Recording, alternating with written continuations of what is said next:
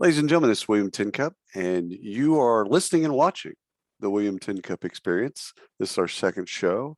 I have a dear friend of mine, Alex Murphy from JobSync, on today, and we're going to wander around recruiting, talent acquisition, sourcing, all this fun stuff, and just like we did with Jared before, and can't wait to kind of get into it with Alex. Alex, would you do us a favor, the audience a favor, and introduce yourself and also introduce JobSync, and we'll go from there. Absolutely. Thanks for having me. Sure. It's awesome to help increase the number of these by 100%. There are now twice as many experiences out there for the world to hold. Exactly. It's a small alumni list, I guess, is what I'm entering into. Right. So it's pretty cool. Very early stage. Very early stage. Well, it fits, right? So I'm kind of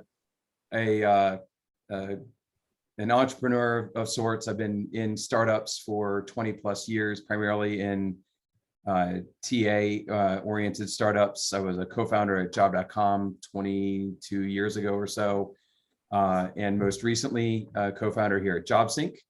I've been primarily in the job board business. And now what JobSync does is it's a talent acquisition automation platform, which is a mouthful, but essentially what we are doing is connecting job sites and applicant tracking systems and all the other various point solutions that companies use in the process of recruiting so that the data stays in sync with each other in all those various systems. So data is no longer stuck in a silo, and recruiting teams can take action and spend time talking to candidates rather than moving data from one system to the other, or trying to manually run reports or manually deal with applicants coming into the email and so forth. That is the best part about the entire experience, is that it's live and also multi-person. That's right. He said hello. All right. I love you. So because you've worked in the job board industry, I want to start with basically our misunderstanding, people's general misunderstanding of the job board industry. Because it has been a world, I've been to a couple of job board conferences, and it is a unique experience in that they talk differently about the world of TA, about recruiting and hiring, sourcing, all the things that we talk about on a corporate side. When you talk to job board people, they just, it's like Latin. They're talking about things in a much different way. So give us some insight into kind of how job boards actually work. How do they work behind the scenes? How do they actually make money? And let's go from there. So there's like 17 hours of content on this topic. That's a good one. I like it. So I think first and foremost, the most important thing to understand about what job boards are, and there's lots of conversations about job boards being a bad and dirty word, so to speak. But all they are is it's a marketplace. And I say marketplace because there are two different constituents that matter 100%, right? They both have equal worth, if you will, in the process of operating a job board. It's this marketplace dynamic between people looking for work and people looking for workers, right? And so when you start a job board, the most difficult part of that is, which one comes first, the chicken or the egg, the candidate or the employer? And so most job board operators, I should say, begin that journey by being able to go out and engage either within a community of employers, or to go find subscriptions, or go crawl the web, but basically to gather up lots and lots of job postings. Right. It becomes kind of the center of the universe to then attract candidates. Now, is that an Indeed? Did Indeed first start that aggregation, or did people do aggregation before Indeed? So I think the original aggregator is actually FlipDog. Okay. That Monster bought. Right. I'm going to say in 2002, 2003. Right. They were aggregating content. From other job boards, or from career sites, or from both? Primarily from career sites back in the day. Got it. And Indeed's aggregation was primarily from job boards taking feeds. But even before Indeed began, Hot Jobs, I worked with a company called Beyond for a number of years. Yeah, of Beyond course. was selling clicks to Hot Jobs in like 2002, 2003. Yep. Well in advance of the existence of Indeed. Right. What Indeed did that was unique was they really leaned into the organic traffic side of things. Right. And really kind of creating this user experience that was much more clearly sponsored listings and organic listings. Right. And what was their relationship with Google? Originally, what was their relationship with Google in terms of traffic? Indeed. Yeah.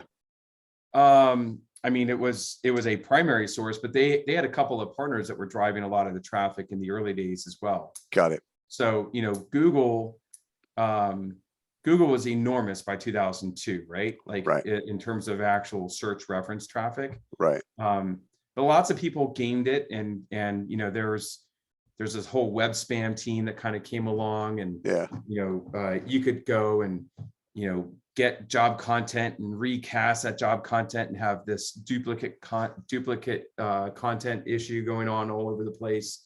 And so Indeed just was better, smarter, more nimble at listening to what the team at Google was saying were the things that they didn't want to have happen. Indeed kind of went to where the puck was going, so to speak. They were always thinking about, what is it that Google's really wanting to do with this? Like, this is a long-term traffic play, and they configured and set things up accordingly. Oh, that's smart. So really smart. So, I guess in terms of aggregation, right? Like, if you think about like in the very, very beginning of where did jobs and so forth come from, I remember back in the 98, 99, 2000 time period, one of the primary ways that Monster and Hot Jobs would sell to customers would be to convey what they were going to do from a marketing perspective. Right. This is how people will find us, right? Yes. We're going to put our ad up on the Super Bowl, and then lots of people will come. And that actually happened, right? The one of the greatest Super Bowl ads ever is Monsters with the When I Grow Up campaign. Right. That was really good. It was really good, right? And if you watch it today, it still has the same type of applicability as it did 23 years ago when it originally was put on the air. Different than Career Builders Monkeys one. A little different than that ad. I think that the Monkeys one, though, has some pretty long-lasting. It does. It does. Right. It at least made you laugh. Or the Monkeys running the asylum kind of thing. Like, it has so many different multi-layers. Thoughts that go to it, so to speak. Right. So the relationship with Indeed and Google now. So understand, I love that first of all, we're going back in history and teaching people like, okay, this was the relationship. This is how they did this really well. They mirrored themselves. So as Google changed things, they would change with them. Just to interrupt for a second and just say, like, there's so much about the world that you can do by making 1 degree changes and copying. Yep. Not plagiarizing, but like copying the methods that other people follow. And we can talk about that at some point around with respect to what JobSync does with enabling things like Indeed Apply and Zip Apply and these integrated application experiences, is essentially creating an environment and a user experience much like what you have with Amazon, right? Everybody in the world understands their purchasing and search. Their search experience is really being dictated by what their experience is like on Amazon. Right. You buy anything from Amazon, even if it's being fulfilled by somebody else, they want to have that same experience in other parts of their life, right? So like, you go buy an airline ticket on United. You can also rent your car and book your hotel inside of United. That's right. Even though you're renting, you're in a rent from Hertz or Alamo or whomever, they give you choice. And you're going to book your hotel at a Marriott or a Hyatt or whomever. You're doing that all within that one immersive experience, right? So Indeed, in the early days, was recognizing Google's taking off. Why? Because Google's a better experience. Right. Right. And so, they had to have been thinking through the process of, if we're going to make a search experience that's going to be the best search experience for jobs, who should we emulate? And the company to emulate is Google, who's winning, not because they buy lots and lots of advertising, but simply because they have so much of a better experience for the user, Right. that people then talk about it and then they get what they want. Right. Right. So that actually gets at part of your question about like, how did job boards make money? Right. And so one of the things that Indeed did that was so, this was actually fairly radical, right? Was they made the entire experience of searching for a job focused on the candidate. Right. And this is the part where job board operators and people in job board land speak a very, very different language than HR tech or TA tech vendors, and then the recruiters themselves, right? Right. So the job board operator recognizes, I make money because people want to come buy advertising to reach the people using my website. Right. Like that's what it boils down to. If I've got lots and lots of people, then lots of people want to come buy advertising. Advertising goes up. Yeah. Right. The challenge is that the person buying the advertising wants to reach individuals with the content that the users are seeking out. That's right. And so you kind of sometimes get some conflict where the person, the end user doing a job search might say, I want an enterprise sales position, but I have no enterprise sales experience. And the company says, I need enterprise salespeople with 10 years of experience, right? Or the ability to demonstrate having sold to companies with 1,000 or more employees, right? Right. That's enterprise sales experience, right? Or whatever your line in the sand is for enterprise. Right. That conflict is this thing that then generates the knock-on kind of characterization of job boards. Job boards don't work, they're broken because look at all these people that apply to my jobs that aren't qualified. I'm looking for somebody with 12 years experience that lives in Omaha, Nebraska, or within commuting distance anyway. And I get these people from Kansas and Texas and India that apply to my jobs, not recognizing, looking through the lens of job board operator, public, anybody can search. Yeah. You're responded to an ad. Exactly. Done. Right? Their job's over at that point. It's like you put those two together. I put an ad together. You got traffic to the ad. Good. Great. That's right. Right. So you're like, there's this constant tension between which house do you serve more, right? Do you have a take on the chicken and egg? Because I do, and but I want you to see. I want to see if you have one. If you were building a job board today, which one would you start with first? And you couldn't start with both of them simultaneously. You had to actually pick the chicken or the egg. So here's the funny thing, right? Like it just depends on where you stand in the world. You can literally start with either. Right. It can either come from chickens or from eggs. Right. You can either start with candidates or you can start with job content. Or you have to have a path to be able to go get one or the other, right? So John Bell, co-founder of JobSync, used to run Boxwood Technologies, which was a job board software platform. Yep. Yeah. He sold it 8 years ago. And Boxwood focused on how many sites did it run? Did it power? At the peak, I believe it was something like 1,400, 1,500 different association job sites. Wow. And Beyond, when you were working with Beyond, which is now Next, 2X's, what did it power? Because it also powered a bunch of job sites. In the original version of Beyond, it was like a lot of different highly specialized websites, right? Jobs in Vermont, accounting jobs in So if you think about it, like there was like Beyond at the peak, and then there was like all of these niche sites, both like kind of industry and geo. They're like 70 to 100 kind of core. And then from there were like highly specialized ones like, I'm going to make one up, just say nursesinraleigh.com or something like that, right? And that fanned out to thousands of URLs. That was actually an early days Google strategy, right? Right. More domains meant more doorways to come in. That's right. From Google. as years went on, what Google started to do is recognize, oh, that's actually the same company, just in different domains. That's right. Same That's IP the same address. job in many Yeah. places. I don't need that. And so it became more and more advantageous, I'll say, to have consolidation rather than breadth, right? Right. So many people are familiar with Wayfair Yep. as an example, as a brand today.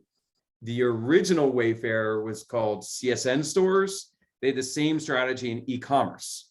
They had hundreds of different individual doorway pages that were like highly, highly specialized. So I think one of them was like Herman Miller AironChairs.com, right? Yeah.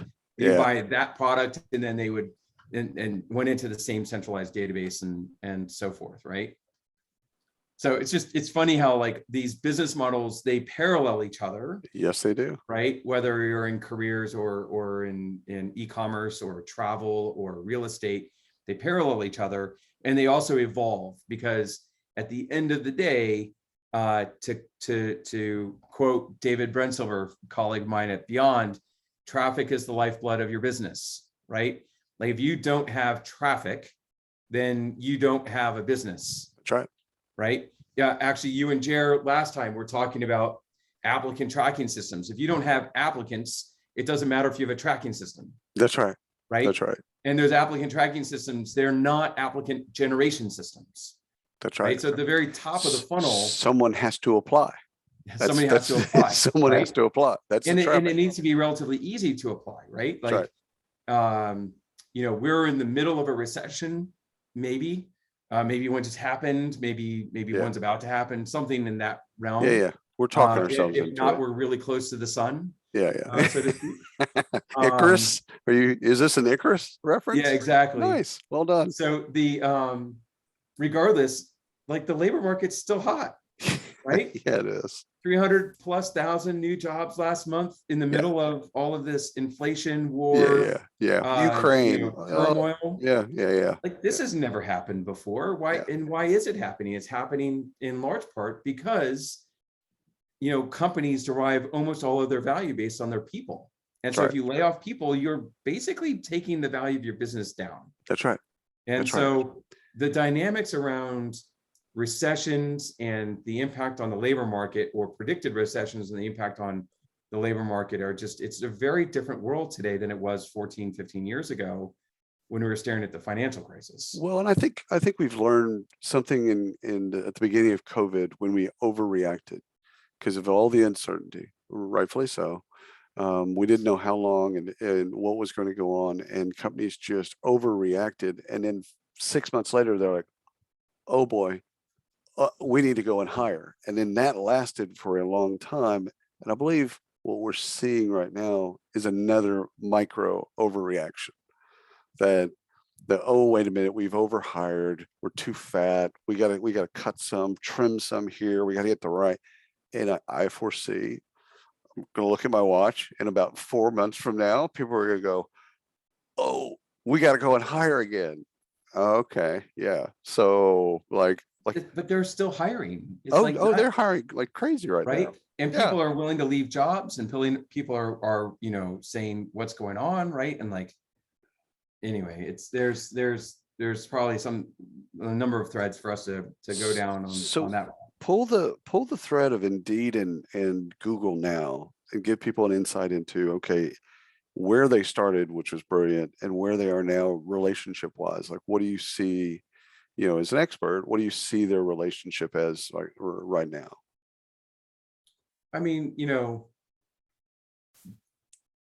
I don't think it's very different than it's always been, right? Which is, Google is perpetually interested in trying to surface the pages on the internet that are that have the answer to your question, right? If you think about every time that you put something into Google and you click enter, you're asking it a question. It's literally called a query, right? Right. And Google is surfacing information on their page to try to represent the best answer, right? And so, whether it's incorporating maps, right? Like if I want to look up a zip code, they now incorporate a map, and I say Yep. now, like 10 years ago, they Yeah. added this thing called universal search, where you didn't have to go to the map section to look at a map. We can tell that you're looking for a map, and we can just drop it right into the search results for you. Right over here. Right? Yeah. Yeah.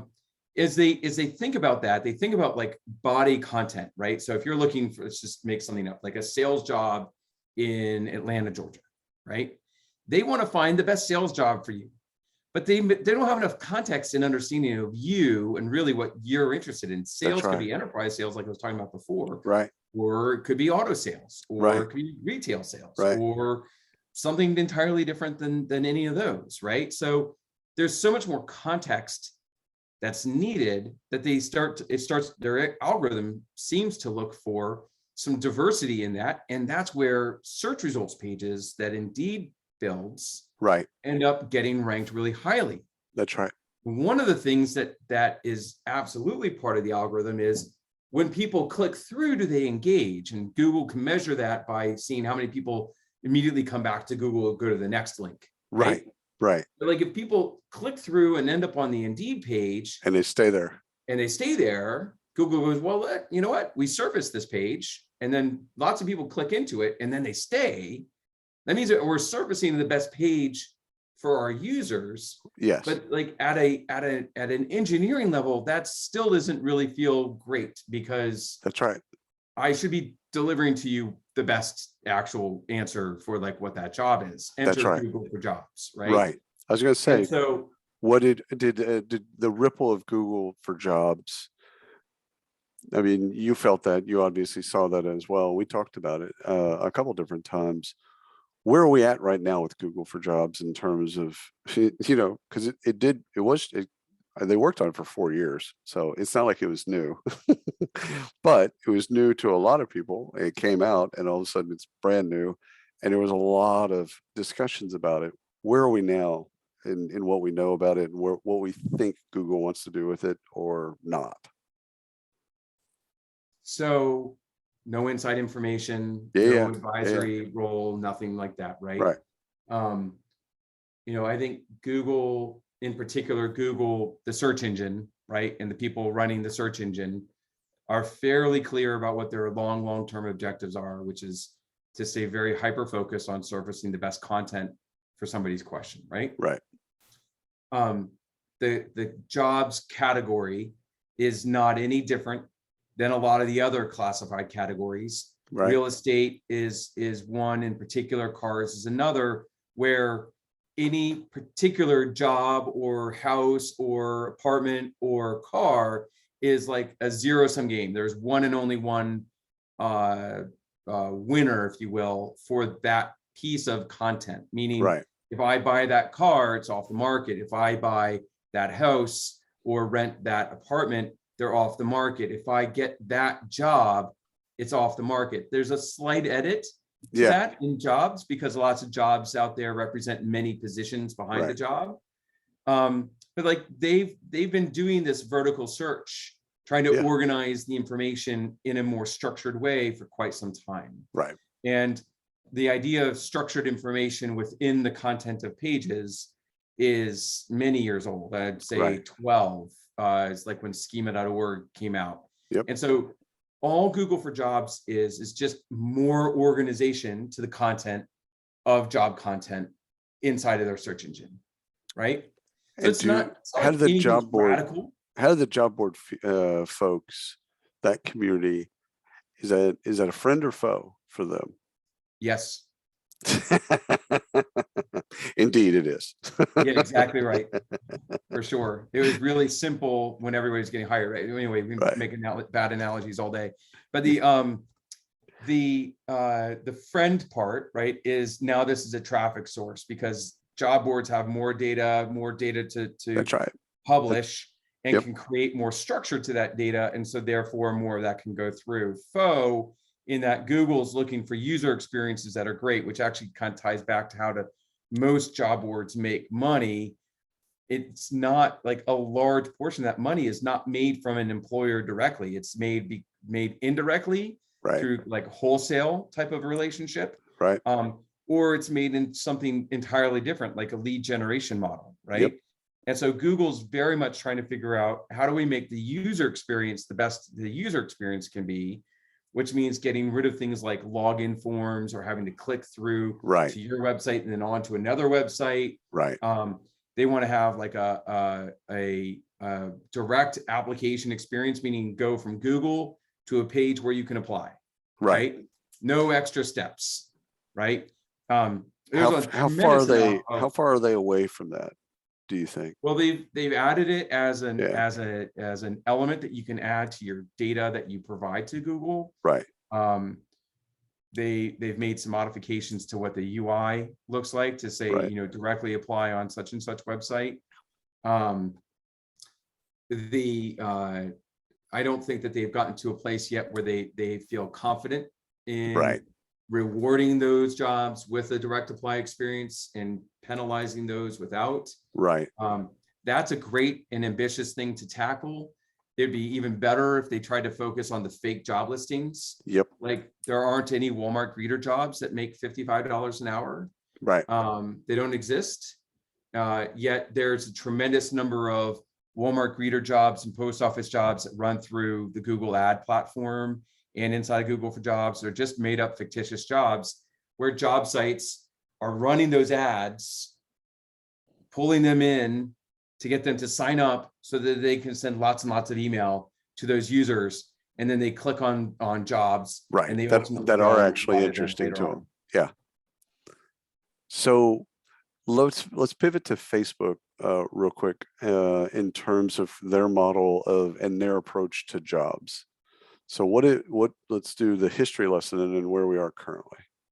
So the first and most important thing is actually still to stay with Google for 1 second, and Sure. is to say, one of the reasons that Google is adding and investing into these vertical search engines is in part because they want users going to Google to start their job search experience, start their real estate search experience, et cetera, because Google makes an awful lot of money from those verticals. That's right. Lots of people talk about, like, when is Google going to monetize Google for Jobs? And I'm like, they already monetize job search out the wazoo, right? Like, hundreds of millions of dollars to spend on Google for the purpose of driving users through ads. That's right. To wherever the advertiser is sending them, targeting job search behavior on Google itself. Who's spending that money by and large? Everybody's spending that money. Job boards spend actually the least. Yes. Because they have the least amount of money to make from that experience. Private employers, programmatic advertising, et cetera. Employers do. Employers and staffing firms are the two top spenders. Okay. Right. Okay. Like, if I need a nurse, and really when I need a nurse, I need nurses, right? And I've got my hospital campus right here in town, and I'm going to have an ad that's sitting at the very top saying, looking for a new nursing career, come here, et cetera. Right. Like, that's, that is those are the top spenders for sure. Are the people that have a direct W-2 experience with the employee, where they generate the greatest amount of value from that employment experience. Therefore, they're willing to spend the most money because they really, really, really need those people to be on site. Otherwise they have all sorts of other problems, right? And the last 2 years have been a great example, right? If you don't have enough, not in hospitals, but you think about like the restaurant industry, hospitality in general, if you don't have enough servers on staff, if you don't have cooks, your doors aren't open. That's right. Which is lost revenue that you'll never get back. You'll never get it back, right? So all of a sudden, the value to the organization of the individual employee has become much more front and center, which is part of what's driving, in my opinion, the current labor market. Is people are much more clear-headed. Right. Employers, decision makers, executives are much, much more clear-headed about the value that the frontline staff, the majority of their organization, brings to their company. Is so much more evident now than it has ever been ever. Oh yeah. Before COVID, we treated them as commodities, as just it's an hourly worker. It's an endless faucet. We just turn it on, we get candidates. We turn it off, we don't need candidates, etc. And then through this COVID experience, or we don't even bother to turn it off. We just let it all flow. It just flows, keeps flowing. We kind of pick the ones out, the salmon out of the river that we want. Okay, yep. And then all of a sudden COVID hits and it's like, yeah, there is no river. I'm No sorry. more river, no There's more no river. salmon. There's no salmon. Sorry. And again, we've all had that experience. You go to your favorite restaurant or whatever, and it's shut. Like the doors are shut. And it's just like I remember the salad place that my wife and I go to. And literally I walked up to the door and there's a sign. It's like, hey, we're closed today.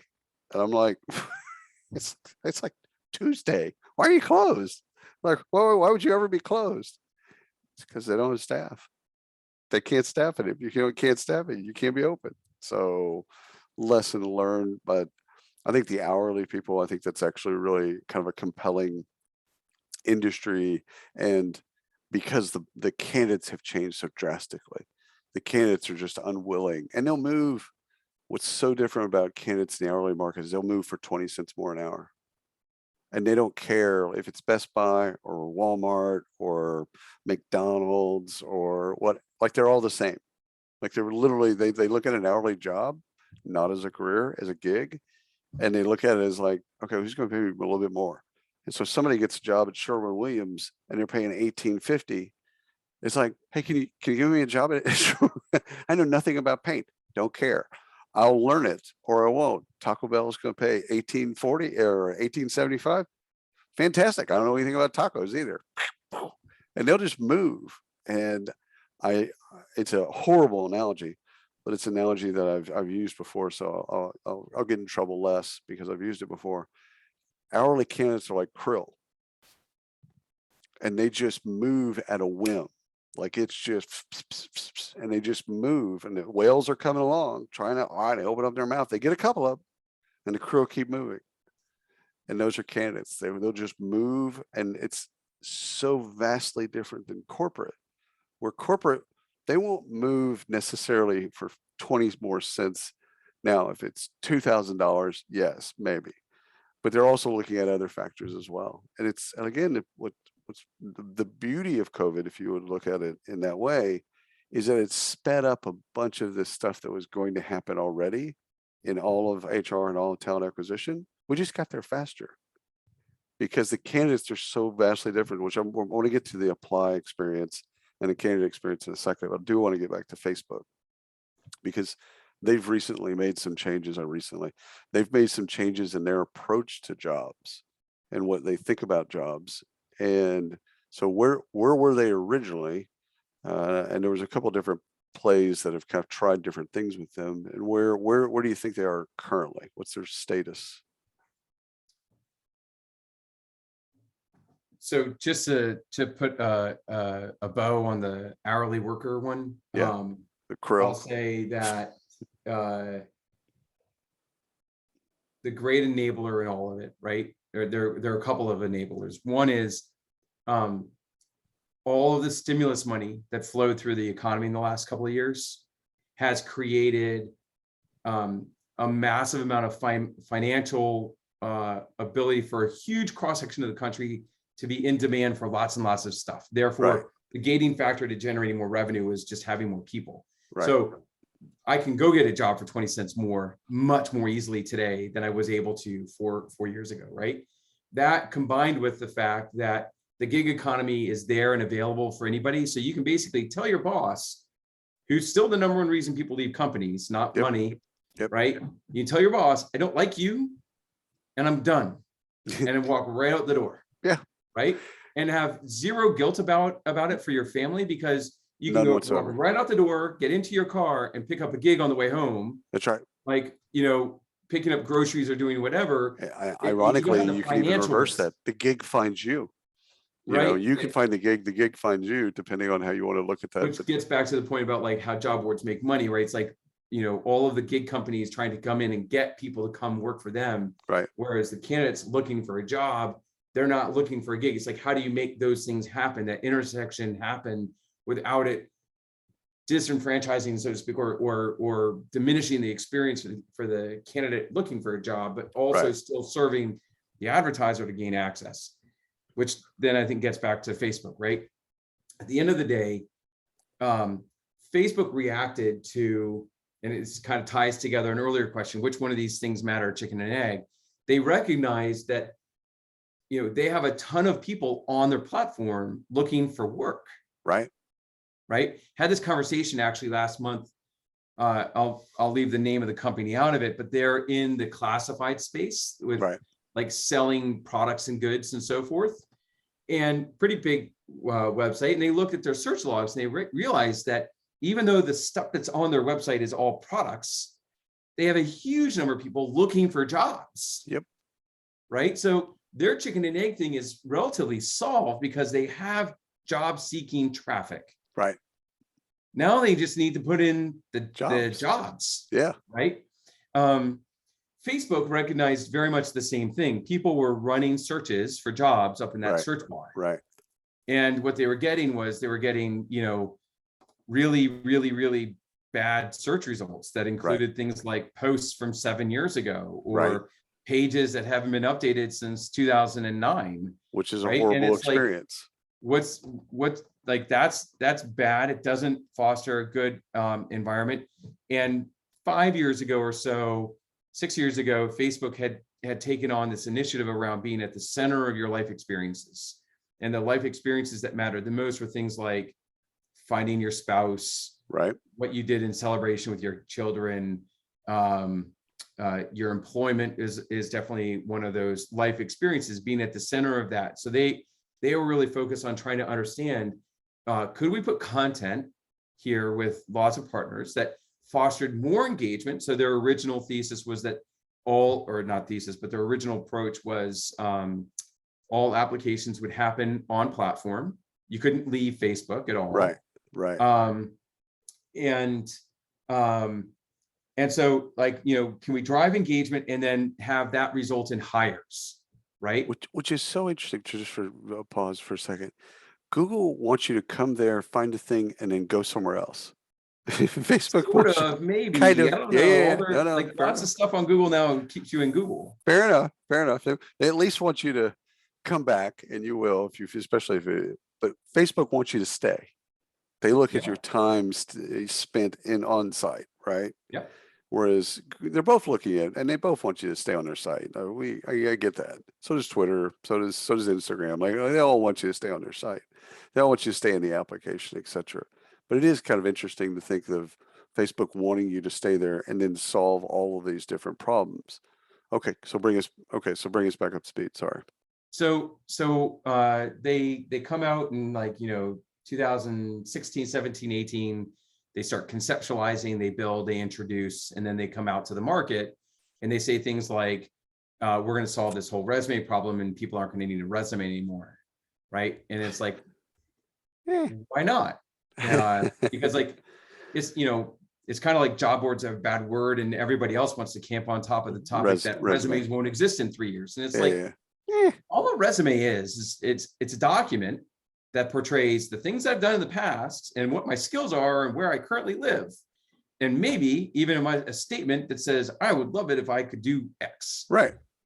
Like, that isn't going away, folks. No. That will be around forever. What it looks like, whether or not it's 1 page or 12 pages long, or an avatar or whatever, doesn't matter. It doesn't matter. No. Profile, right? Yeah. Like your profile, the original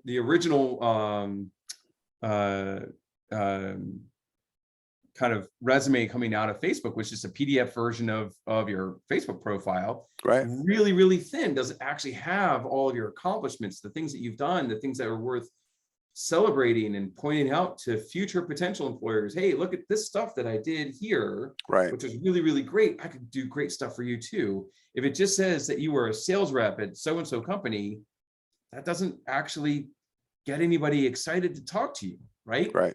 And the whole point of your resume, it's a marketing document that says, you should talk to me. That's right. That's the purpose of this document, right? So anyway, so fast forward, over the course of 19, 20, 21, they get hit with the realities of the marketplace that we live in. Every ATS requires a resume. Every recruiter requires a resume. And the resume needs to not be thin. It needs to actually be comprehensive because they want to look at it and evaluate, do I want to talk to this candidate or not? Back to context. Yes. Yes. Exactly. So our first client on Facebook was TripAdvisor, and We originally were just passing that Facebook profile, and the recruiters learned, oh, we don't actually know enough about any of these candidates to advance them. So we just push them into the not advanced pile. Right. Circle back and go, why is that? Well, it's thin, so we should get a real resume. So then we said, oh, okay, well, we'll add this extra step in the process, get them to start here, add the resume, then push them into your ATS. And lo and behold, the recruiters start looking at them. They find lots of great people because there's lots of people on Facebook. There are lots of great people, lots of not so great people, everybody in between as well. Their first hire is a computer scientist. I'm sorry, a data scientist. You think, wow, Facebook hiring for data scientists. Well, the reality is that they're all walks of life on Facebook. That's right. Right. So more and more people realize that Facebook hires some people that are from the industry. I'm sure that there's lots of dialogue. How do we get more and more jobs? They start going after and kind of changing the objective, right? We want more job content, more engagement. And then by the end of last year, change in course of direction for the company, right? Changing our name, we're changing what our objective is. We got to be really, really focused. You kind of sprinkle in some of the more recent news about high performers, focus on revenue, focus on advertising, all those types of things. Right. And again, not an advisor, not on the inside, just kind of my observation outside looking in is lots and lots of jobs that were on Facebook in 2021 took the candidate off of Facebook. Like that's right. The original sin in Facebook's world. You leave right. Facebook, yeah. It's not good. And people inside the company have to see that, right? So I've got this gigantic leak of people leaving Facebook. And then I go look for the revenue, right? Whereas Google's making hundreds of millions of dollars, right? Facebook's making nothing or virtually nothing in the jobs marketplace. Right. So they have to come along and go, big leak, no engagement that is meaningful to us, thus that's translated into generating revenue. That's right. Cut it off. We're done. Right? Now there's another team that's involved in what Facebook Jobs 2.0, as I would call it, might look like. Don't have particular insights into what that's ultimately going to look like, but it's clearly going to be revenue related. Yeah, it has to be. Going to be about posting and it's got to be inside the world. It's got to stay there inside the site. Stay inside the world. Right. So here's a whole parallel track, right? Which is there exists this thing called Facebook ads. Yep. And if you want to recruit people from Facebook, you can buy ads. Yep. And you can the put marketplace. A lead form inside of your ad. And that lead form is also can be known as an application, can have the answers to your application, and you can buy advertising in your local area. There are restrictions about what you can and can't buy for that's job related and real estate related inside the platform. Right. But you can put ads up on Facebook. You can put media spend against it. You can get leads. We've got a beta product that will allow for like the export of those leads to actually flow all the way through into the ATS. Oh, nice. So again, you support and facilitate that on Facebook experience. So they win. They get what they want. Exactly. The data comes out. And revenue generated for Facebook. That's about them winning too, right? Everybody wins. Or at least Facebook does. Yeah. They're always going to win. That's at least that's their objective anyway. Yeah. Don't hate. I no hate for that. You mentioned earlier about LinkedIn Apply and Zip Apply. I want to get to those experiences because from a candidate experience, how that's important, but also from a recruiter and a sourcer, how that's important as well. So we can bifurcate both. And I know they're different. I know LinkedIn Apply and Zip Apply are different, but the idea is similar. So take us into the wonderful world of applying within either of those places. So they come in a lot of different flavors and names, and we summarize the whole category really as a native application experience. Right. So you want to stay on platform and have the application take place on platform and not leave. And so why would you do it? Right. And we think about like the application experience can kind of be this spectrum where you've got something that's really super easy, call it easy apply. Right.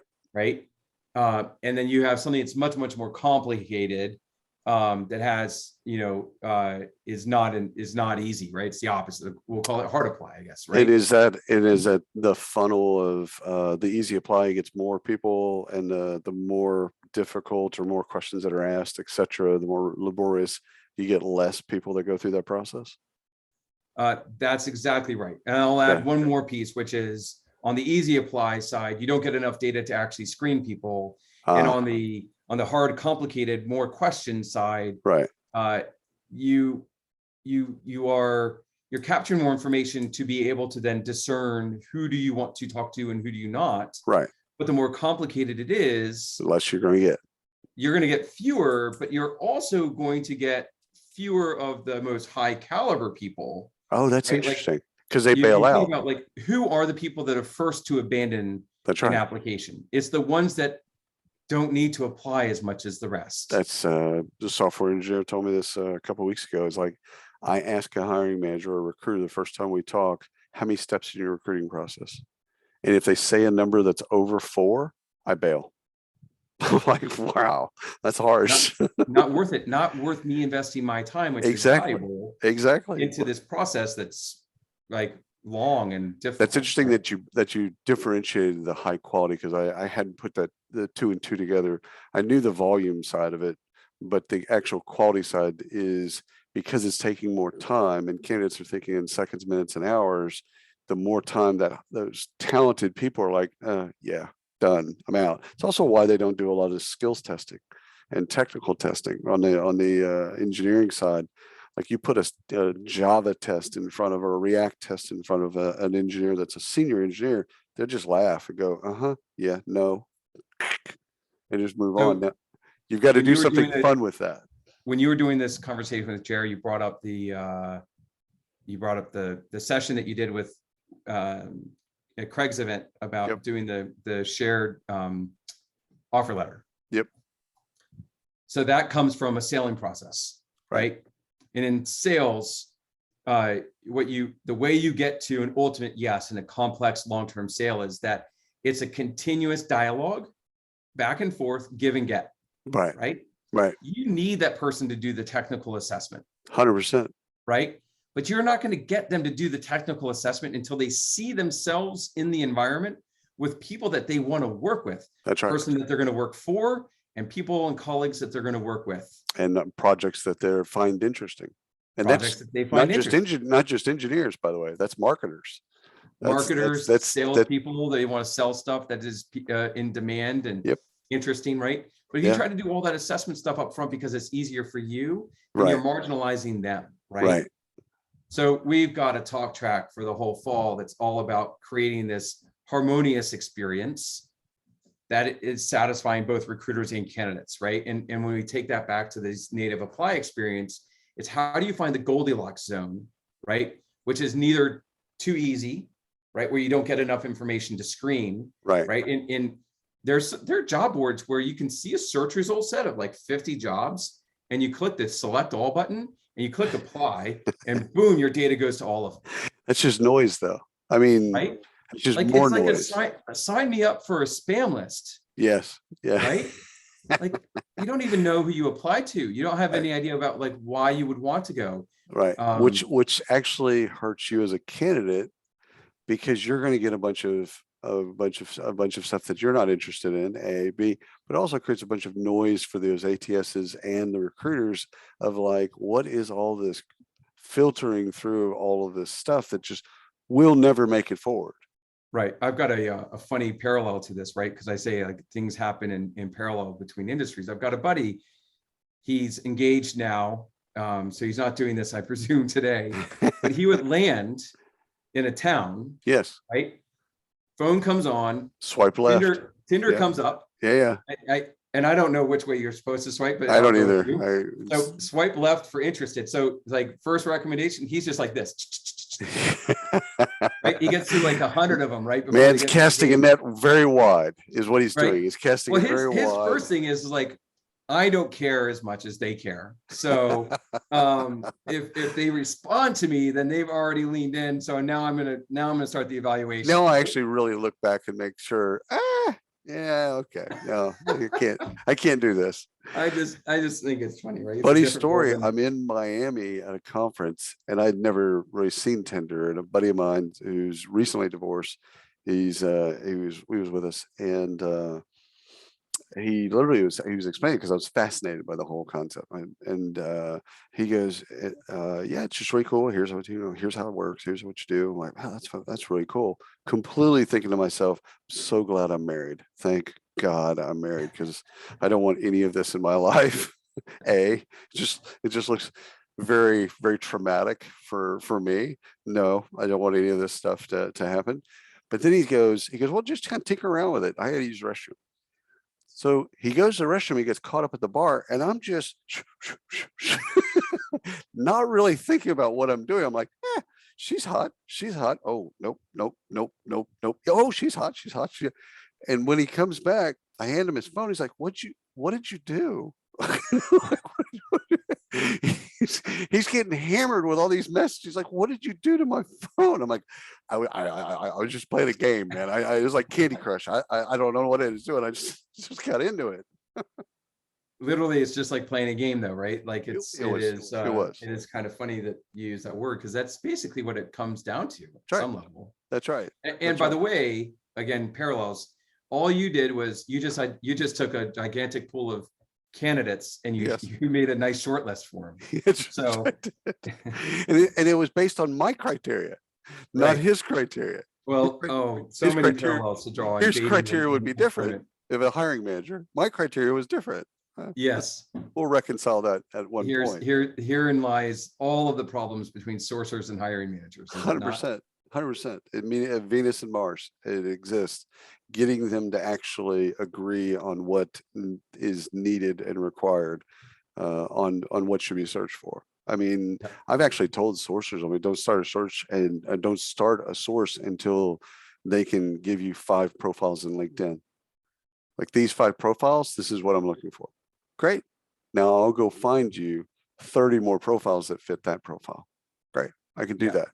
But if you can't, You can find the ones that look like these. right, if you Right? can't describe it to me, how can I go and I mean, how can I realistically be successful? And that's where the better sourcers do a better job at intake form, where they do that process of intake where Yep. they drill down in it. You say Give me the 5 react. profiles. Give me the 3 primary reasons why you chose this That's right. profile, this profile, this profile, right? And you give me 10 things, totally get it. You want them to work at NASA, they have to work at DARPA, they need a PhD from Stanford. Okay, fantastic.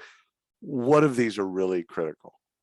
You know, the better sourcers and recruiters just do a better job there. They don't rush. I think the kind of the younger or even the sourcers that just aren't as good, they rush into a job. They rush into a search. And the folks that are really good at their jobs, the ones that they tamp down on the brake, they're like, yeah, you need this tomorrow. Totally get it. We're going to spend 2 hours getting this calibrated correctly. I'm not going anywhere. I'm not going to go search, go get on LinkedIn or seek out or hire easy or any of those types of things. I'm not going to do any of that stuff until I know exactly what I'm looking for. Those what I've found over time, those are the most successful folks, is they actually stop. they all, even though the hiring manager is super powerful and influential in the business, they're confident in their own skills so much to where they're like, totally hear you. You need them next week. Got it. It's a backfill. Totally understand. Lines of code aren't being created. Got it. Or sales aren't, if it's a sales position, revenue isn't being generated. Totally understand. Anywho, what is actually important? So I find that fascinating. Just the way that recruiters and hiring managers and sourcers, the way that they calibrate. There's just over time, there's going to be just a better way of that actually having tech that actually happens that makes that calibration process work better for all the parties so that they're not searching blindly, which is what happens a lot of the times today. So the native apply, wanted to ask you about those 2 things.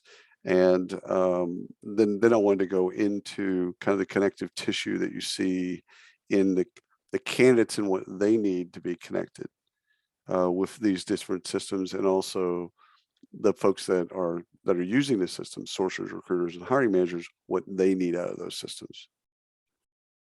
Yeah. So, you know, there's often good ways and bad ways to do almost anything, right? Right. So, um, you know, a simple example, right, is if the job site in supporting this application experience doesn't allow for you to require the person's last name, right? Then they're missing. They're trying to solve for one thing, which is to make Right. the application experience easier, Right. without having any understanding of the recipient of that applicant and whether or not it's actually going to result in helping move the person forward, Right. right? And so I think that it all kind of circles around in these experiences. Are all the stakeholders being considered Right. along the way, and then thinking through about the outcomes that you're seeking, and are you like, what is that path to success look like? So one of the things that's really made this, I'll say, this portion of the recruiting process, this integrated or native apply experience, direct apply experience, whatever you want to call Yeah. it, or by brand, Indeed apply, Zip apply, and so forth. Right. One of the things that has caused it to become a huge thing is that the candidates are voting with their mouse Right. around what they will and will not accept. Right. So when you leave a job site, right, you go down this thing that we call it internally, we call an ATS apply path. Right. You might go to a career site where some marketers and people spend a lot of time and energy. There's probably a lot of money spent on the platform, Right. putting up content and on and on and on. But like the brass tacks of that experience really is, I want to apply to this job. Yeah. And why do I want to apply to this job? Not because of what you wrote on your career site, Right. but because of what I read on Glassdoor, Right. right? Because I did a search and I looked at 40 other jobs on Indeed. Because I went and asked 3 people on LinkedIn, Yep. What's your experience like working there, right? I've done my research and now I'm here to actually transact. And you don't have me captivated like a car dealership does, sitting here having already given you all my information, and now you've got my driver's license, so I can't leave. Right. I'm on a browser. It's easy. Click, gone, TikTok. Thank you very much. Right.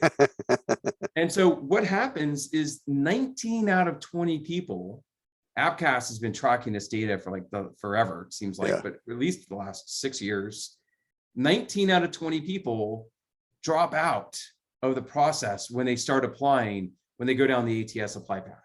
Right. 19 out of 20. Yeah. Like they looked at the job and they clicked on a button that says apply, and 19 out of 20 of them drop off. And why and is that's that? the average. By the way, if you're greenhouse, the average, your percentages are higher. Yeah. Leverage percentages are higher. If you're an enterprise ATS, Oh the yeah. percentages are much, much lower. Oh yeah. DOA. Right? Like you go to, if you end up on Connexa, right, on Brass Ring, Right. where you've got to create all these security questions and Yep. on and on. Like if you have a 1% conversion rate, you're doing well in that ecosystem. Wow. Now, That's 99 out of 100 dropping out. why is that in your mind? So first and foremost, Is it back to we're not servicing both sides of the equation? well, The give to get? Let me just say it like this, Okay. right? What does it mean for your apply process to be broken, right? Start with that question.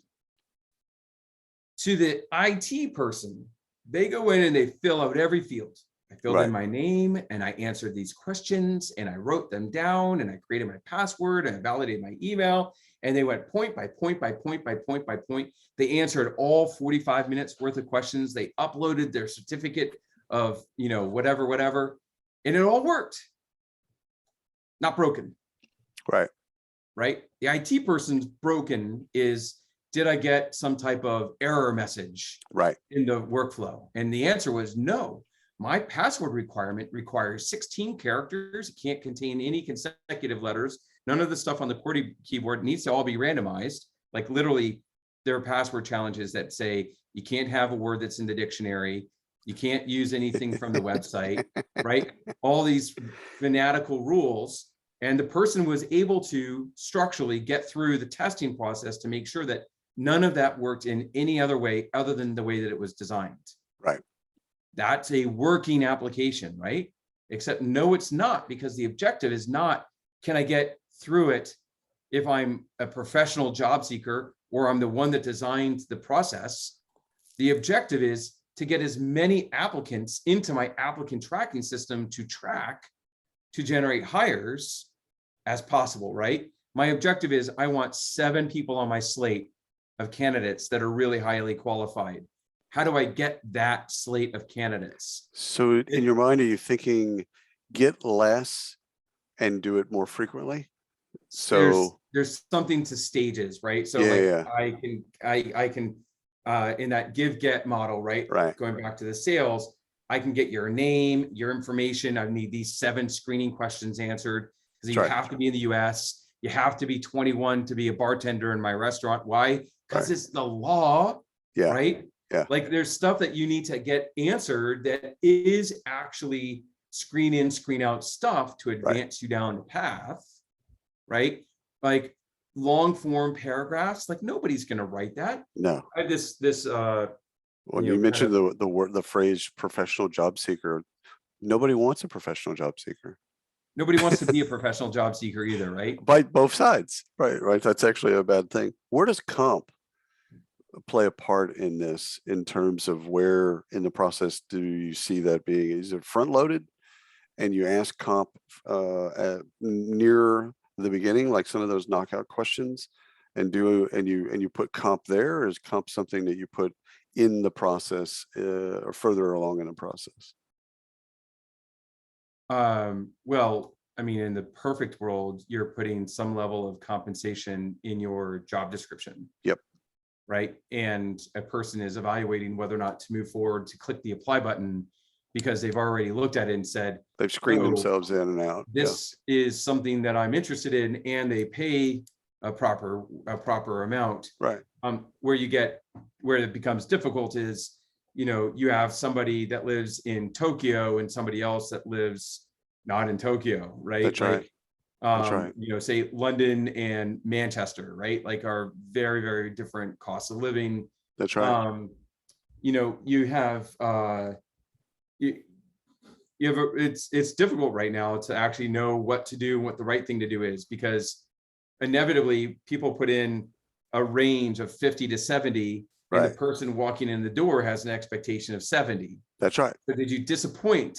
That's right. Right. That's right. Like, ranges are almost as bad as nothing there in my mind, from my perspective. Saying nothing about compensation. Okay, well, that's kind of like lingerie. Got it. Putting a band in there, it's the used car approach. On the employment side, or the employer side, they're thinking that low number, closer to 50. The candidate is always looking at the higher number and going, closer to 70. And so now you've created a used car experience where we're going to be negotiating back and forth, and neither are going to be happy. Plus, you've got to create some pay and equity issues somewhere in that process, because that job is finite. The skills are finite and they're alike. And so why is there a range to begin with? Well, but there is a range, because if I need to hire somebody to flip burgers and this person can flip twice as many burgers than this other person. Yeah, but then that's not a like flipping twice as many burgers. Yeah, but that's not a like person then. No, but because then they're not like, that's the same category of job. But like to me, the way I flip burgers, I actually keep more of the meat on the burger patty, right? So it's my point is that it's extraordinarily difficult to communicate compensation well upfront generically to the entire marketplace, because it doesn't allow for any of the fact that there are nuances to every conversation. Everything in comp is nuance. is LinkedIn or not LinkedIn, is Indeed still on the path or of putting comp or associating comp with a job? Still, that's still kind of a, I knew that it was early stage when I first started talking about it, is that they were going to start ranking things differently based on no comp, band of comp, specific comp, and then they're going to be recommending what that job should pay. But that was, it Right. was early on in that conversation. Are I they I do still not down that have path? inside information. Yeah, I don't either. What I do know from what has been communicated, right, is that if you do not include compensation, that there is information provided to the candidate about compensation expectations, Right. right? Yeah. And Yeah. so how does that actually play out? Where does it get seen? How does it get added and implemented? Um, Indeed has done forever, from the very beginning when Ronnie and Paul started the company. They've been really focused on trying to make the best candidate experience and better than anybody else in the marketplace, right? So they do things like employ a search quality team, Yep. where the vast majority of job sites don't have that. And by vast Right. majority, I would say I don't know of any others that actually have a search quality team, right? Right. That are actually evaluating, How can we? is this, do you have all the jobs, right? Like if you want us to list your jobs as a company and you want to give us a feed, do you have all of the jobs that you have available on your career site included? Right. Right? Because we want to create this environment where we have standards that we're going to stick to. They're very good about sticking to their standards. Right. Having said that, their standards evolve, right? Right. Of So course. like, how does that actually play out and what does it look like? The last thing in the world that I can imagine Indeed wants to do is to create a false expectation, Right. right? They Right. want to inform, but not in a way that is actually going to be detrimental to Either both the party. candidate and employer, because Right. that's obviously bad for their marketplace. Yeah, it's bad for both sides, and again, they're serving both sides. When Right. did But so the they reason? do lots and lots of experiments along the way too, Yeah. right? Like, so like they're trying to figure out like what's going on and make sure that they're taking things into account. One thing I will say, you asked like, are they going to rank?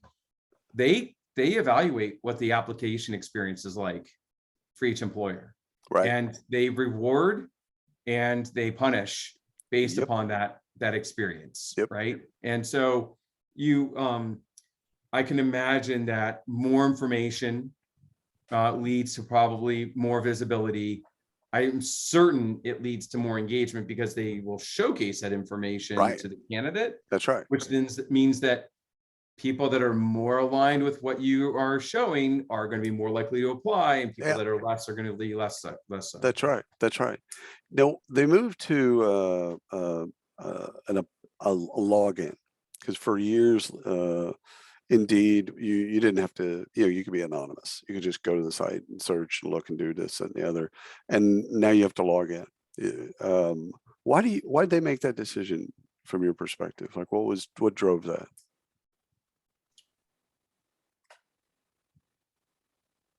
I mean, the thought of anonymity and being able to do a job search, be able to go into Career Builder and search for things and not be able to log in.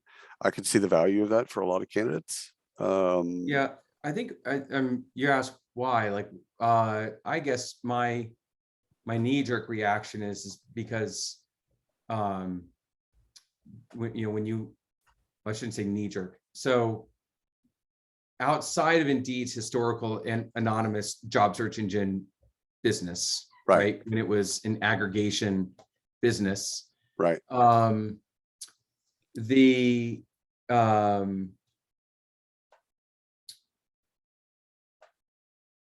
the vast majority of job sites have relied on having a member model, Right.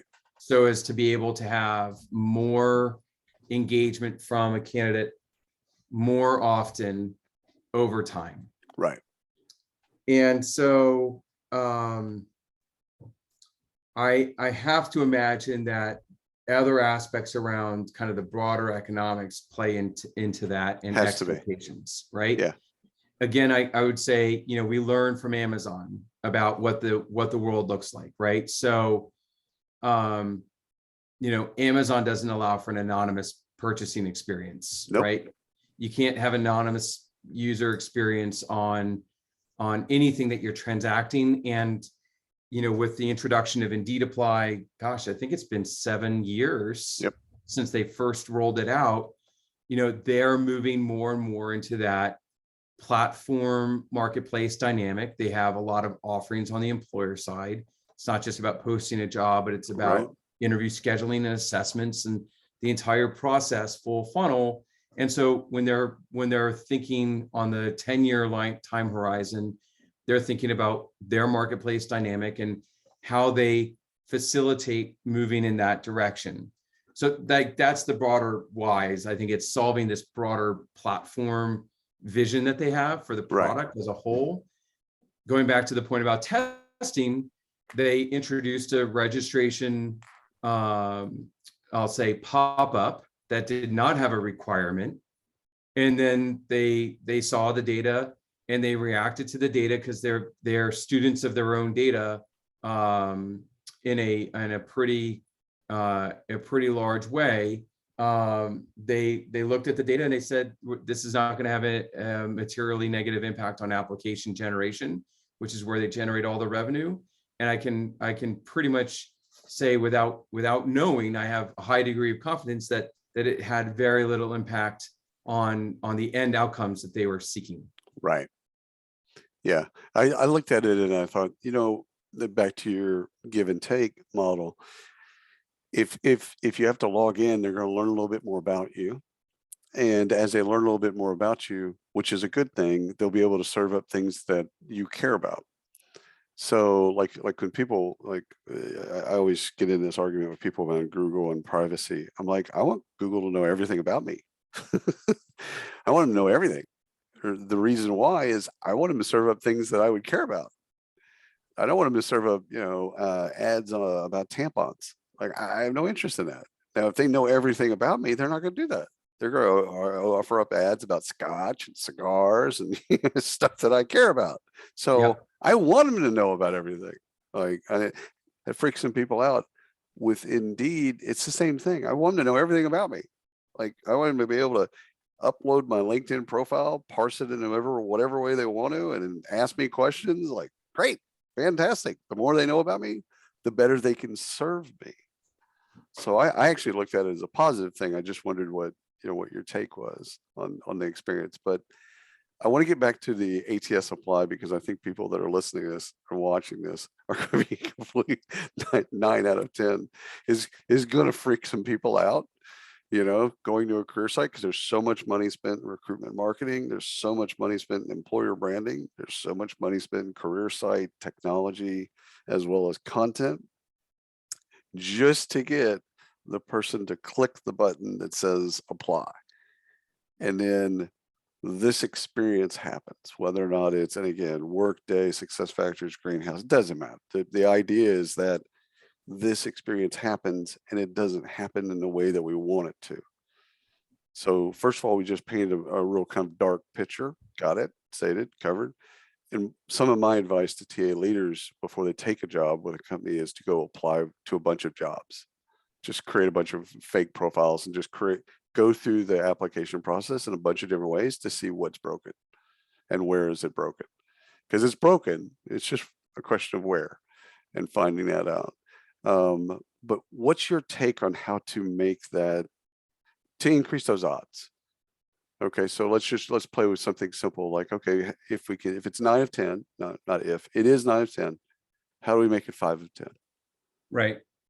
Well, so my point about is the application broken or not? The IT person says, no, I got through the whole thing, right? Is the wrong answer to say it's not broken if it's 19 out of 20 people are dropping off or 9 Right. out of 10 people are dropping off. And so when you kind of take a step back and you go, well, why are 9 out of 10 dropping off? Right. Part of the answer. First of all, who's asking that question? Is that not the hiring manager? Is that the TA leader? Who should be asking? Oh, let's phrase that differently. I think the CEO should be asking the question. I think, I saw somebody wrote a post somewhere. I don't know if it's LinkedIn, Yeah, you know, um, it's probably it was Adam, right? Because he's the yeah, guy who's like all over this stuff, right? If the CEO went through their application experience, he'd fire everybody in TA, yeah, right? Like you're all fired. Like this is ridiculous. And incidentally, like when we talk to investors and analysts and so forth that are from outside the space, and we start talking about it, they're like, oh, I know this problem. Oh my God. Like we don't get anybody because like our application is just ridiculous, but we have to have that ATS because of compliance, right? It's like, we have to go cut everybody because, compliance. right, And it's not wrong, right? Like a lot of this stuff exists because of rules that were enacted and put in place in 2006, 7, and 8. right. But the thing is that like, it's like, what did we then enable when as an industry, when we tried to solve a problem to answer 3 or 4 questions, right? What gender are you? What's your ethnicity? Right? Are you disabled? What's your veteran status? Like getting the answers to these 4 questions and the unbelievable amount of words that we have surrounded those 4 questions, Right. right? That have made it really difficult. But what it did is it pulled everybody to go apply inside this applicant tracking system, at which point questionnaire proliferation took off, right? Oh, if they're going to answer those questions, I could get them to answer these other questions. Yes. And then I could get them to answer these other questions. And then I wouldn't even have to talk to them. Yes. Like they could just answer all of my questions and then I could know everything. And then I don't need to be bothered with actually even having these first 3 screening questions. But we're actually going to take them through this 4-week journey anyway. Like on and on and on, right?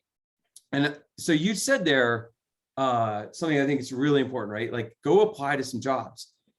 Even better, go apply to 50, because that's what job seekers actually do. That's right. Then I want you to think about what it's like at 11:30 at night when you're trying to apply to the 51st one, where you land on a login screen and it says create an account underneath the bottom, which is the magic place, right? That's like getting to a speakeasy in New York.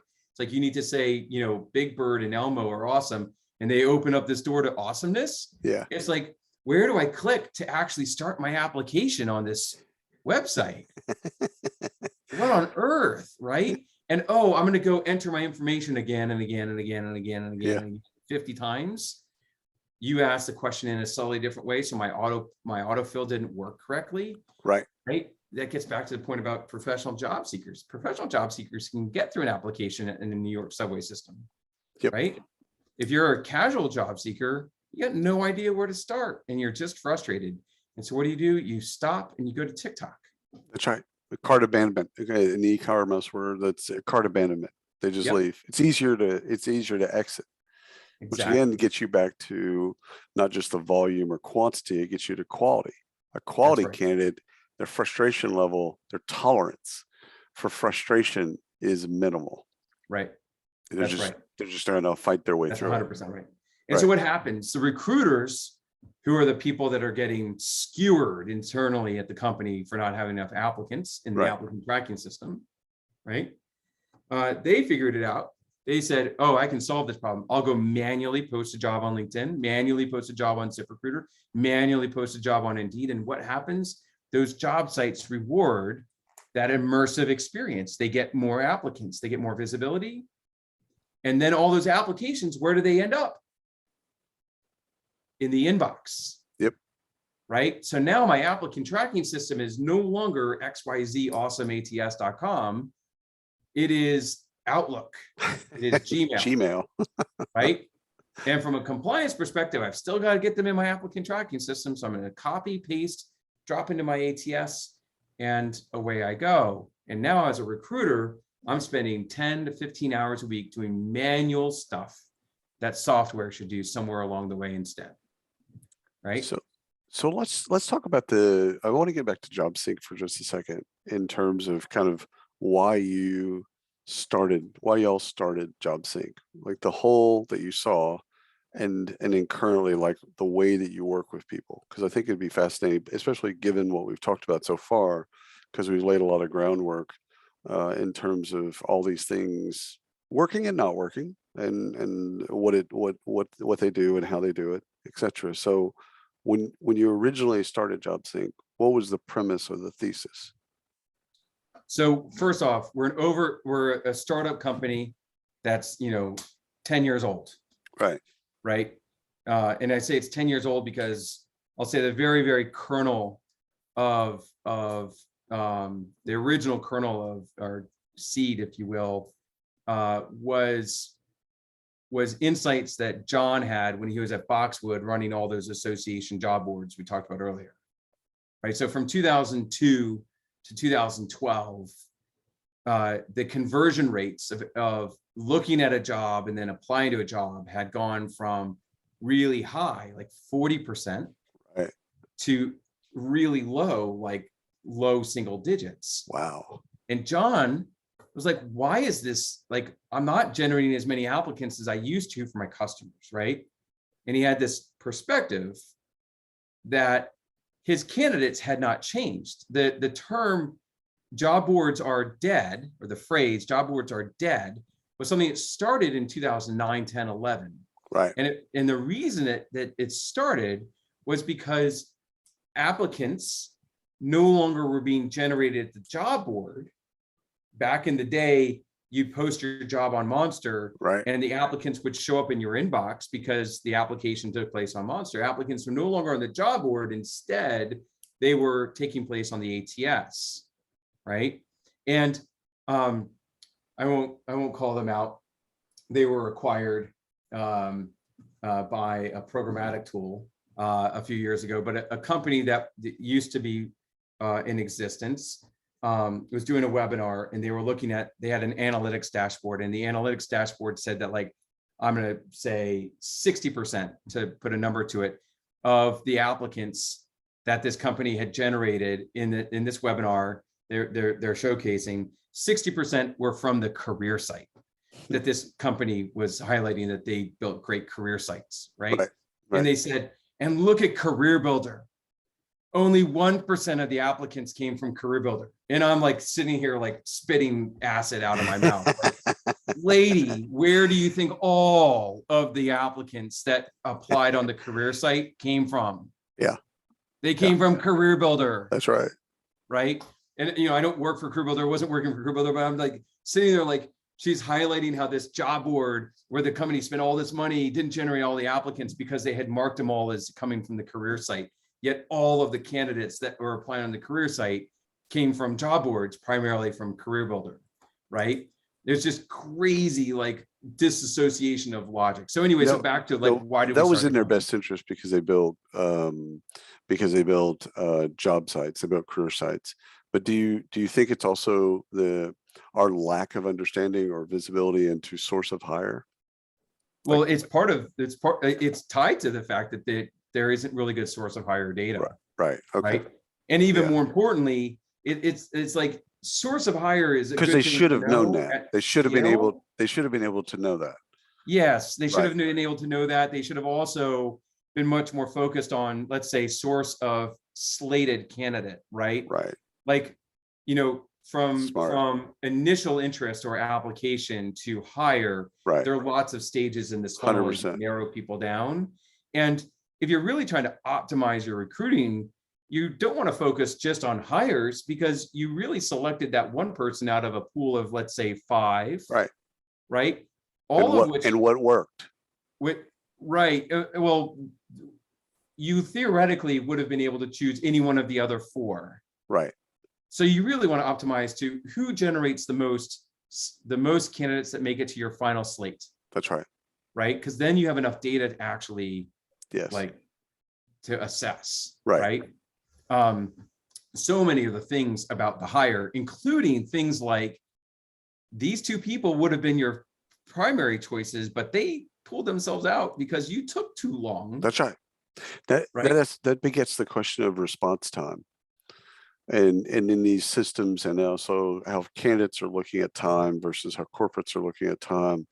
And systems can either enable that or disable that success. But what's your take on response times, especially candidates, what their expectations are? So the candidate's expectation today has still not changed to anything other than recruiting's broken completely and people don't get back to me, right? Right. So you have My you have resume the got moment, my resume was it's in a folder. Got it. It's right? been filed. Well, Yes. candidates still today, we're interviewing for a new person right now, and had a conversation with a guy who thought that there was a system that when he applied would actually determine whether or not he would actually get surfaced for screening, right? And you know, on Twitter, LinkedIn, and everywhere else, you know, you've got the good work of people like well, you have I won't call anybody by name, but you have a lot of good work done by a lot of great recruiters trying to educate the world to say there is not some magic 8-ball AI tool in the back end. No. You know, the vast majority of tools out there that say that they're AI are talking about things like, you know, automation integration, not artificial intelligence, right? That's right. Like there isn't some system that's sitting there making this evaluation. To answer your question directly about speed and how much does it matter, speed is everything everywhere, right? So like if you can be responsive to a candidate like seconds after they apply, guess what you're going to do? First off, you're going to impress them. You have this magic moment in time where you can do something by as simple as replying to a candidate and wow them. Yeah. Right. Because they don't have the expectation that it's going to happen. Right. So you have created this opportunity to create engagement in a way that is super differentiated from everybody else. Second, you stop them from applying to the next job. That's right. Right. Like, that's right. Like they're on a path. They're like, I'm doing it. Apply. Stop. Hey, you're really interesting. Can I talk to you? Are you available? Can we set up an interview? Like do all these things that are like crazy outside of the norm that just completely get them out of the thing that they're doing, which is applying to somebody else that you will now have to compete with in order to get them to come work for you. Right. So speed is so many different things that can serve you well, right? And if you automate the integration between your systems, you can enable the visibility, if you will, of the presence of this applicant in your system to go take action on and disposition in near real time, right? Like that's nirvana, right? And what I will say, John observed to get back to your question about like why did we start solving this problem, was that his pool of candidates, which were all members of professional associations, right? So the professional association of, you know, nurse this, that, and the other thing, right? They didn't change. They were still those nurses. It was still the same people, right? Yet the application rate had plummeted. Why? Well, it's because of this chasm, this gap, this gulf between looking at a job and actually being able to apply to the job. Like an application isn't like a dissertation for why you should accept me as an employee, right? It's like we're starting a conversation. Go back way back in time, in 1987, how did you apply to a job? There's 3 lines. Wanted, awesome person to do this, right? And here's the fax number. And the facsimile thermal paper gets, you know, shows up on the floor with what? A paper representation of the awesome stuff I've done. And that starts the conversation. Right? We're not like, if you equate it back to the dating Tinder thing, it's like, you know, your swipe left kind of thing, right? We're not talking about like doing our blood work and sharing whether or not you've had an STD yet, right? We're just saying, hi, how are you? This seems like an interesting conversation to have. Let's see if we want to move on to having another interesting conversation, like maybe coffee or cocktail or something, right? Like we don't have to go from hello to marriage and children in an evening, right? Like an application shouldn't be this extensive investment of information sharing that is not appropriate because it doesn't yet provide context for all of the other things that have actually contributed to what I've done as an applicant and what you need as an employer. Like we should be conversing about whether or not there's something interesting there or not. So post 2012 and the focus to now, where are you at right now with JobSync? So along the way, right, John's original idea was job boards need to buy this integration tool to connect to ATSs and iterate, and we get to 2019, and we're doing a joint venture between a business I had started, John's business, which was Rethink Data, and we decided to do this joint venture called JobSync, and we go all in 2020 and merge our assets. And what we've recognized along the way, because we've got amazing customers, is that the problem is not just about applications, right? The problem is actually all up and down the recruiting stack, Right. around all of these various manual tasks that recruiters end up doing that software should do instead. Right. Right. And so, last time with Jerry, you were talking about like, there's nothing to track if there are applicants, right? It starts at the top, but that's also true of like all these things like assessment tools and communication tools and marketing tools and programmatic tools. Like if you don't start at the beginning, you don't move that data in and out, if you don't actually get the actionable information into the system that's supposed to take the action, then that tool doesn't become valuable to you. So many companies have bought into various tools to help solve and scratch an itch. Right. But if the data isn't moving back and forth, then it isn't actually, it's not doing all the things, solving all the problems that you had hoped it would solve. Right. Right. And so that's been a huge part about what we're focused on. Right. So at the top end with job boards and showing all the job board industry how to support and host a native application experience at the very beginning. Right. So companies obviously like Indeed are doing it, LinkedIn's doing it. Lots of other companies are starting to take into it and do more and more. Right. All around the world, right? Seek and all of their properties over the course of the next 5 years will have completely immersive application experiences that are driven by the questions that are in the applicant tracking system. So the questions that the company needs to have answered can get answered And it when the gets candidate's synced. on that job site, right? Yeah. Yeah. And then have the answers flow back in real time into the applicant tracking system so the recruiter can use the workflow that they've designed for them, which is what ATSs are really good at, right? Is actually building this workflow. What they're not good at is generating the application. But like if we plug and push the data in so it fits and hits them real time right in that, call it that assembly line, so to speak, just as it's supposed to be there, then they can use the ATS to do all the awesome stuff the ATSs can actually do. Right. And so then go to the applicant to an assessment tool, go to a tax credit tool, go to communication, follow-up, Sure. reference checking, background checking, and so forth. So I had someone tell me, off topic, but non sequitur. Someone told me just recently that programmatic is not programmatic in the way that we think of it in our industry, and it kind of blew my mind a little bit. But it made sense.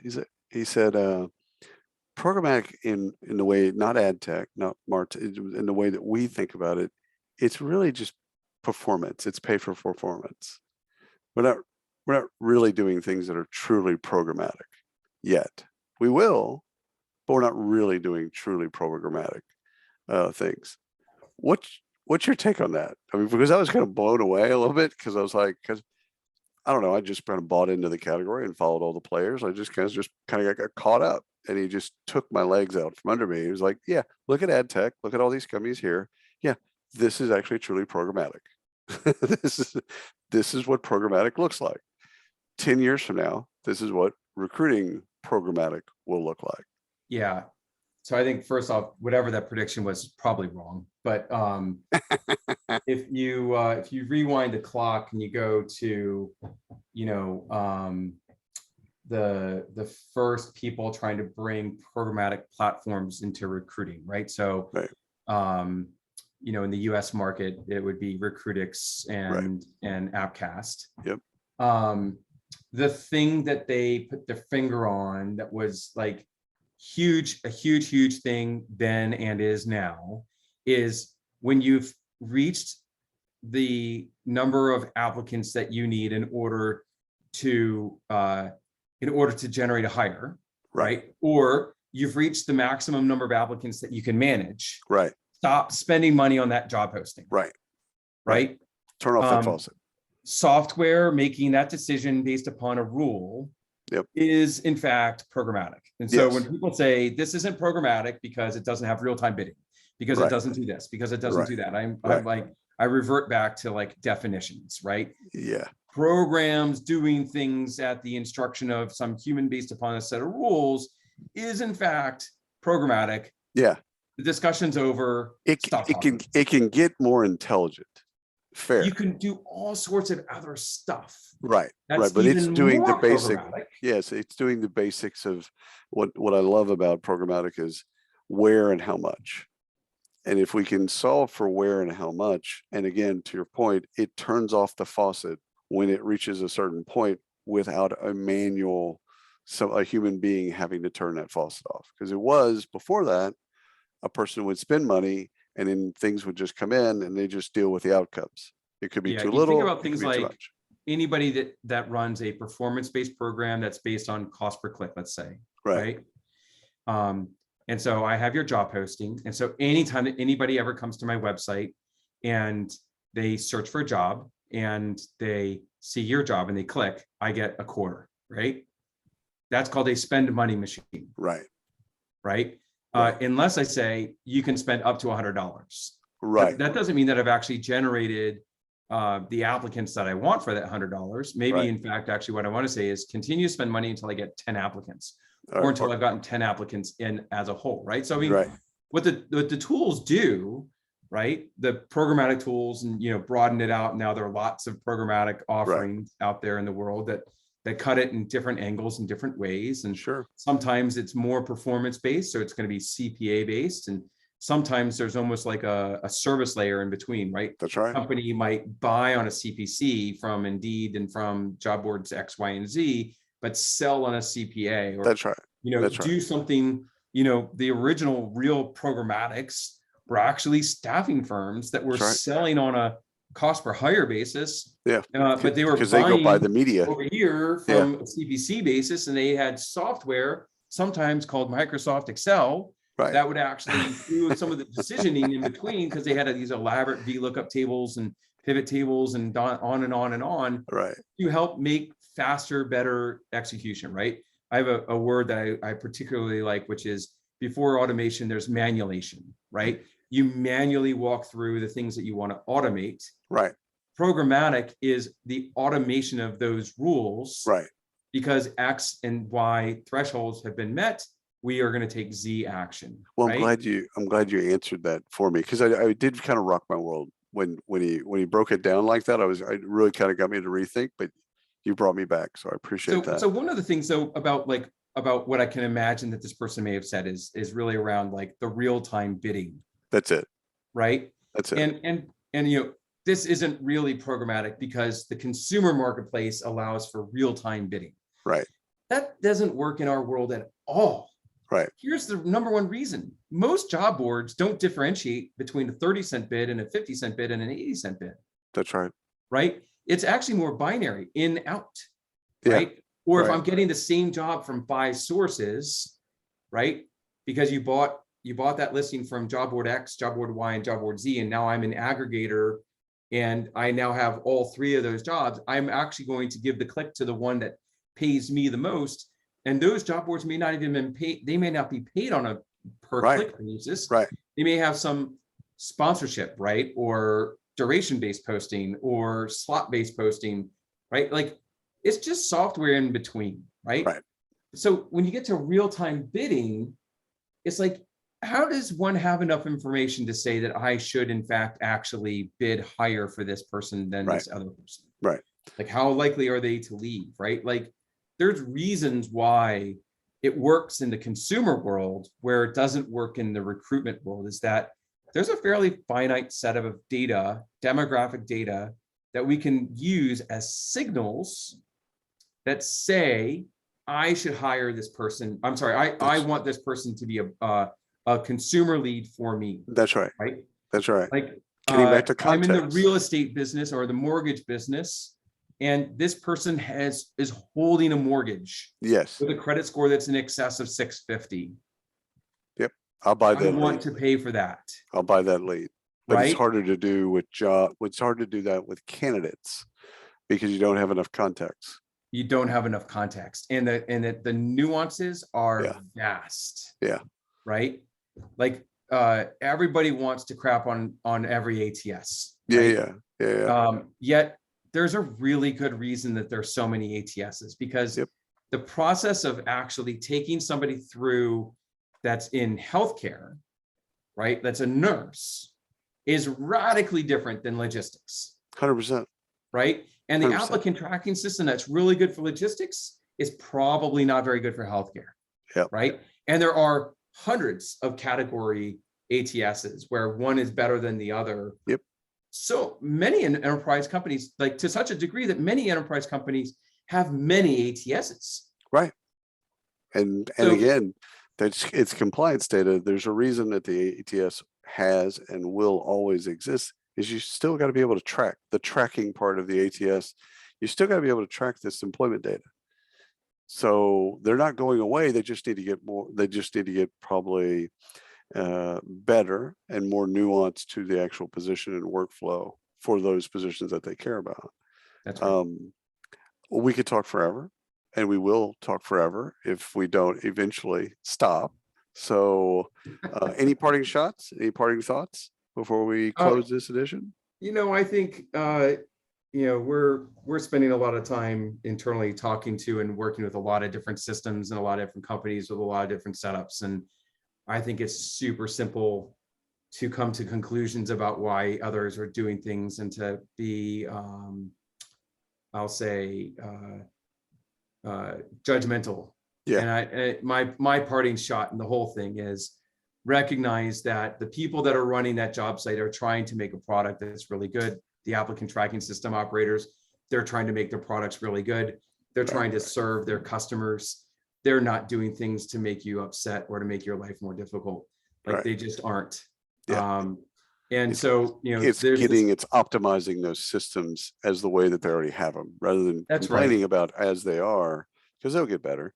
But it's optimizing that data, that stack, if you will. I'd say, my big thing is like try to figure out and seek to understand what is it that they think is going well, right? And try to identify what that, is there a place where there's some form of balance in all of it, right? That would be my my 2 cents on the matter, and a place to probably cut it off. Drops mic, walks off stage. Alex, thank you so much for the second installment of the William Tincup experience. This has been fantastic. I appreciate you. Awesome. Thank you for having me. Happy to be part of it. All right, my friend. And thanks for everyone else. Talk next time.